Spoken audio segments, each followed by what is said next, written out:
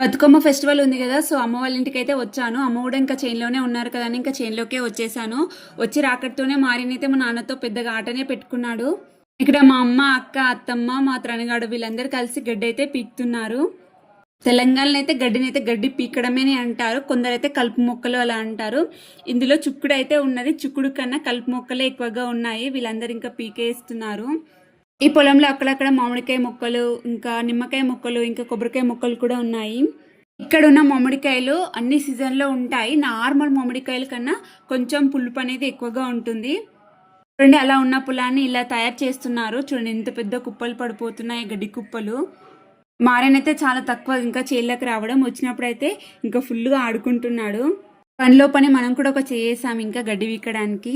ఇక మేమున్నాం కదా అని మా నాన్న చిప్పలకాయలు తీసుకొచ్చాడు. సో, అక్కడ చేనులో చిప్పలకాయలు కాల్చుకొని తినేసాము. ఇలా తింటూ గ్రీనరీని ఎంజాయ్ చేస్తుంటే ఎంత బావుంటది.